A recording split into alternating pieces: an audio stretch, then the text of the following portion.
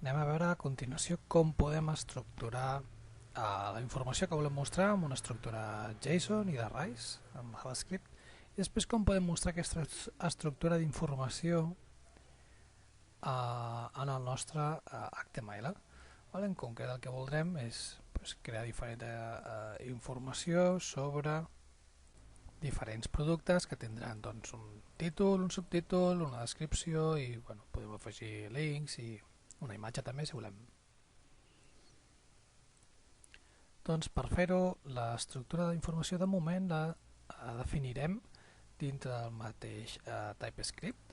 Més endavant ja veureu que el que farem serà definir el que anomenarem services, que seran els encarregats de gestionar tota la informació. De moment anem amb el nostre app component i aquí és on definirem la nostra estructura.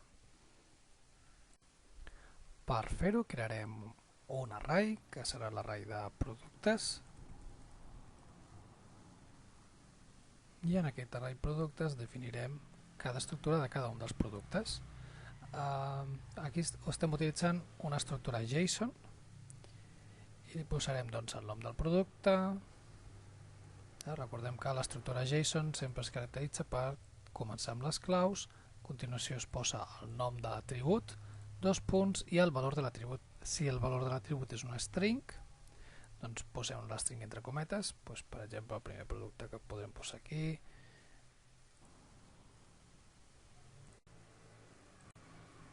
Doncs hem afegit un altre ítem, un altre producte, que és un got de plàstic, amb el subtítol reciclable i indiquem aquí que és un got de plàstic reciclable i reciclat, i la seva imatge. Afegim un últim producte d'exemple.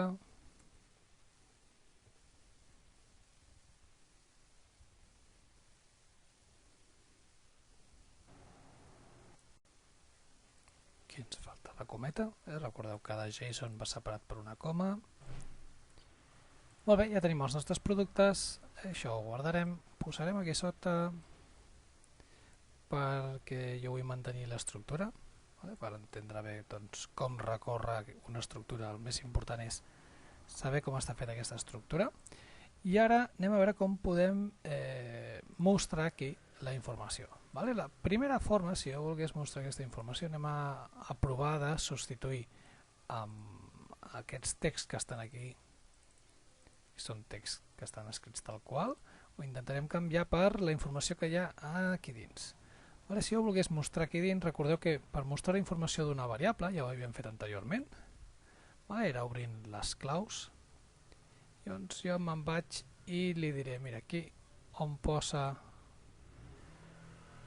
assets.img no vull que surti això, sinó aquí el que volem que ens surti és una variable i el valor està dintre de l'array productes. Aquest array productes jo vull accedir a la posició 0 i un cop ja estigui a la posició 0 vull accedir a la posició imatge. Farem així.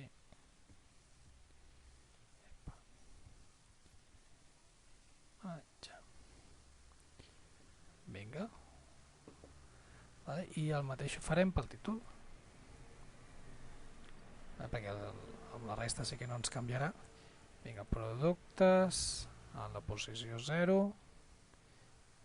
i vull accedir a la posició, jo suposo que això li hem dit nom.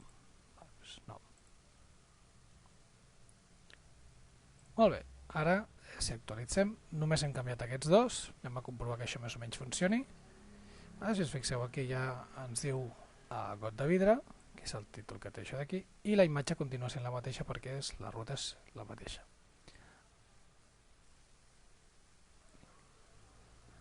Alternativament, quan intentem modificar un atribut src, o en general qualsevol atribut, en comptes de posar aquí les doble claus per indicar que el valor que hi ha aquí dins és una variable, el que podem fer és posar l'atribut entre claus i automàticament el que li estem indicant és que el que hi ha aquí dintre volem que ho interpreti com una variable definida en el controlador. Vale? Si us fixeu, hem gravat i surt exactament el mateix. Bueno, ho podem fer de les dues formes. D'aquesta forma queda una mica més net, perquè si no es veuen moltes claus per aquí i bueno, es pot complicar una mica la comprensió, però les dues formes són alternatives. Vale, ja tenim productes, ara anem aquí amb el subtítol. Productes en la posició 0 i jo vull accedir al subtítol. Vale, aquest subtítol és aquest valor d'aquí. I aquí on posa text doncs farem el mateix, però en comptes de subtítol hi posarem descripció. Sí, jo vull accedir aquí al valor que té l'array productes, en la posició 0, en la posició descripció. Recordeu que aquí puc accedir a productes, per què? Perquè aquest component, on està definit productes, té aquest controlador d'aquí, és el que està vinculat amb el seu HTML. Vale? Per tant, des d'un HTML puc accedir directament a qualsevol variable definida en el seu controlador. Bé, simplement he de posar aquestes claus davant. Ens falten aquí els links, que els links no els hem afegit, després veurem com afegir els links. I vinga, anem a guardar i anem a comprovar que aquí se'ns actualitza, s'actualitza automàticament. Vale, aquí només ens està mostrant un. Anem a veure com ho podem fer per mostrar més d'un. Vale. Abans que res anem a veure, anem a fer una prova. Això ja ho deixaré aquí darrere.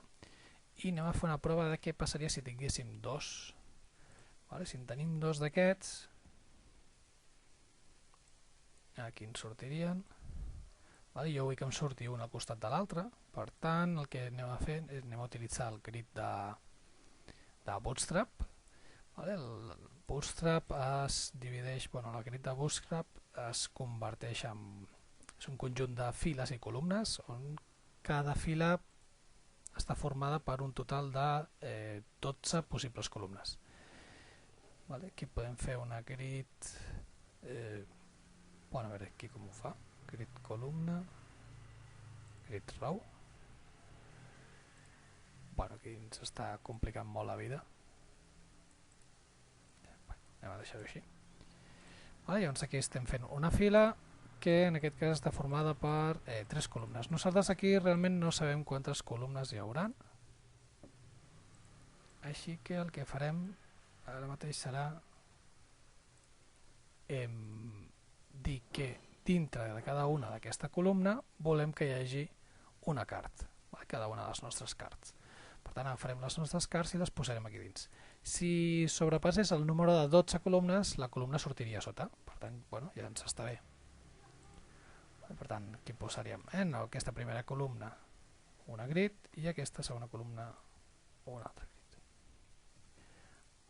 Aquest és el sistema més senzill que té Bootstrap. Si us fixeu, aquí tenim les 12 columnes, ara mateix només n'hi ha 2, i si fem així, doncs ens surt una costat de l'altra. D'acord?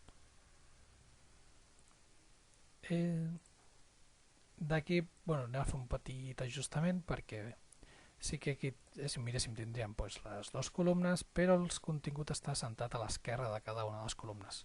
Per centrar el contingut, Bootstrap ens ho posa molt fàcil, l'únic que hem de fer és allò que vull que quedi centrat, li afegeixo l'atribut mxauto.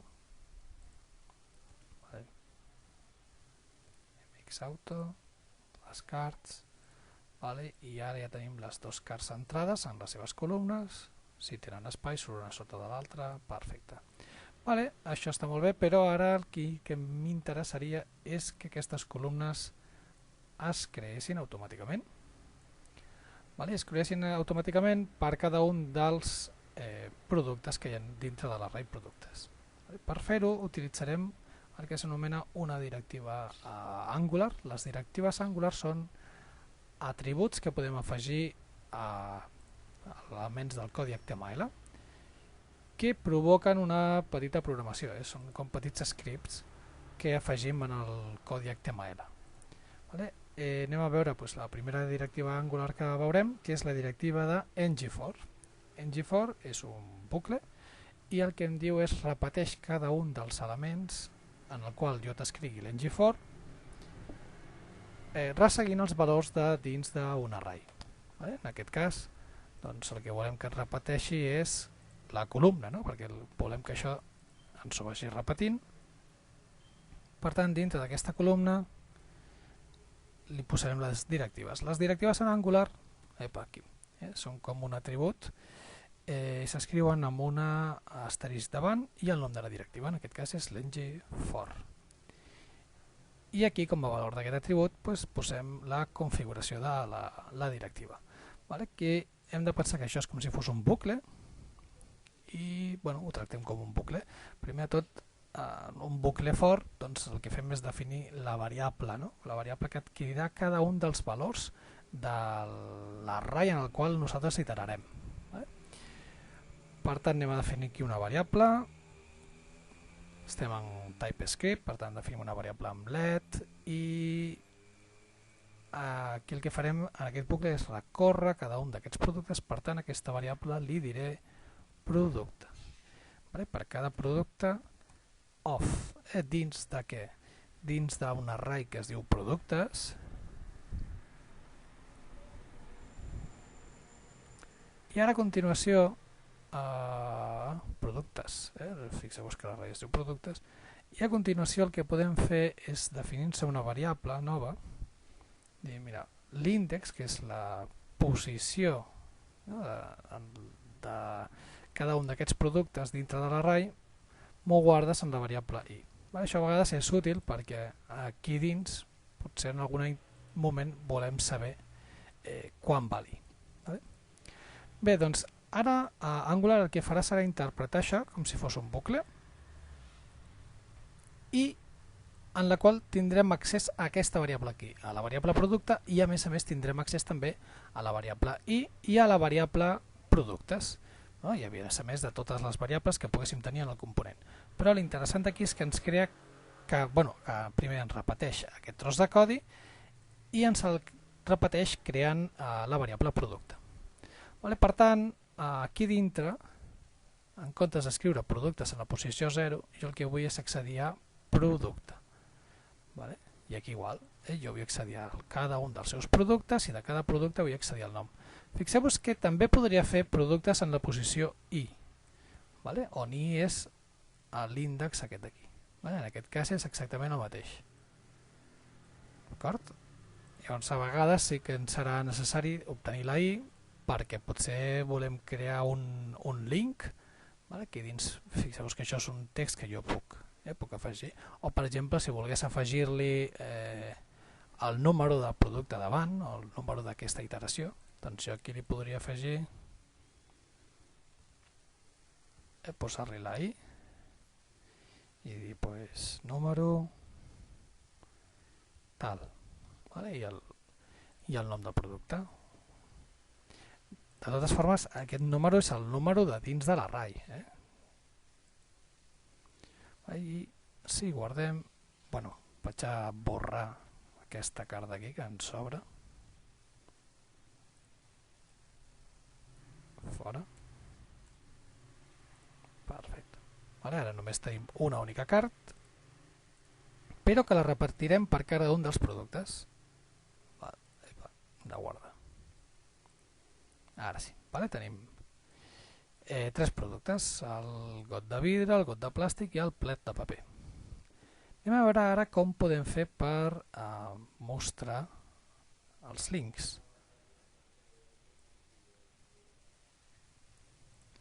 Per què és una mica més complicat? Per què? Perquè cada producte pot tenir molts links. Per tant, aquí com ho fem per indicar que pot tenir molts links? Doncs utilitzarem, direm que a la variable links, la posició links, tindrà un array de diferents links.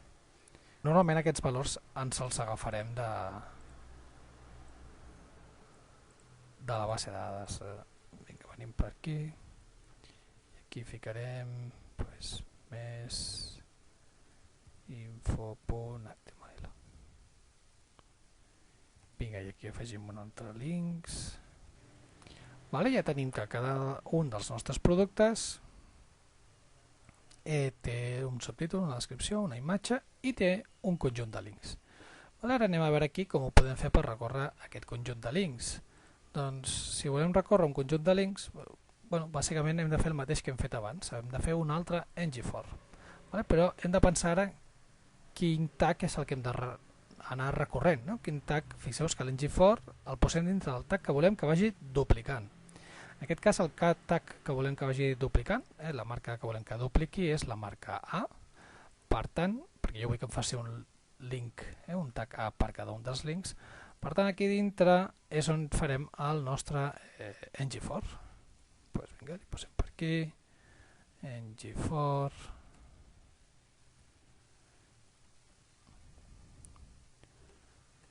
let a link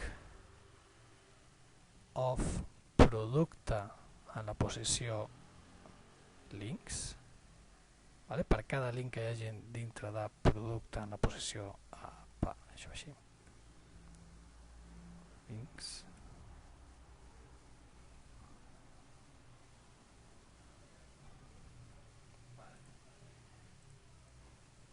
Vale, aquest ng el podem treure.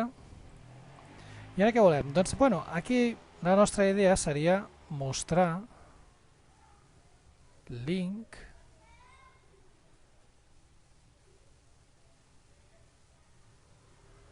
vale? I aquí, clar, aquí tenim un problema. De moment el que farem serà posar-hi el link només.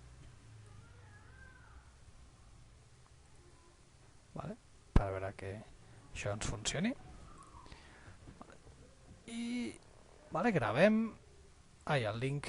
He posat aquí, bueno, aquí sonarà directament només el text link perquè no li hem dit que això és una variable. Anem a dir-li que és una variable per veure. Ok. Vale, doncs si ens fixeu hem aconseguit que aquí dintre ens surti els links i a més si posem el redolí a sobre doncs va parar allà on li haguem dit. Bueno, aquests links no porten enlloc. Vale, però clar, aquí realment nosaltres no volem que ens surti el text, volem que ens surti, és a dir, no volem que ens surti la URL, volem que ens surti el text associat a la link. Bé, doncs hem de venir aquí un altre cop i modificar això. Vale, ara ja hem decidit que no hem de guardar només el link, sinó hem de guardar el link i el nom. I per fer-ho doncs haurem d'inventar-se una altra estructura. Vale, venim aquí i li diem que això serà un JSON, vale, que representarà un link, i en la posició pues, text tindrem el text del link, link 1 per exemple, i en la posició URL tindrà el seu link. Vale, el mateix fem per cada un d'ells. Obrim aquí, text, pues el text d'aquest link serà textlog, serà link 2, perdó, i la URL serà aquest d'aquí. Tanco. Vale, i repetim aquest mateix procés per la resta de links i URL. Molt bé, ara que tenim estructurada la nostra informació d'una forma que ens permeti posar tots els títols, doncs anem a veure què hem de canviar aquí. Aquí ja no podré accedir directament a link perquè ara link ha passat a valdre tot aquest objecte. Vale, si ho deixem així, vaig a guardar, vale, si ho deixem així tindrem un error, que serà un error que tindrem molt sovint, és que ens sortirà object-object. Doncs l'error object-object significa que estem intentant visualitzar un objecte. Vale, això és perquè aquí estem intentant visualitzar que això d'aquí ens mostri directament tot aquest objecte d'aquí. Aquest objecte JSON. Llavors jo no podem mostrar directament el valor de l'objecte, el que sí que podem fer és mostrar alguna propietat d'aquest objecte. Pues jo vull mostrar la propietat text aquí dins, i aquí dins vull mostrar link i la seva propietat URL, però recordeu que necessitem pues això, tractar-ho com si fos una variable, per tant no existeix, és a dir, ho podríem deixar així si jo prèviament m'hagués creat una variable text, vale? I això fos una variable text, però no tinc cap variable text, sinó que en aquest cas text és directament un text, vale? És directament el valor, perquè aquest valor es diu text. Per tant, vale, guardem i ara sí que ja ho tenim. Vale, si posem aquí ens surt la informació i la informació que el missatge que ens surt és el missatge allà dins. Ja veurem més endavant que, evidentment, bueno, com podeu imaginar, treballar amb aquestes estructures no és algo molt pràctic i el que farem serà crear-se una classe que ens permeti estructurar aquesta informació.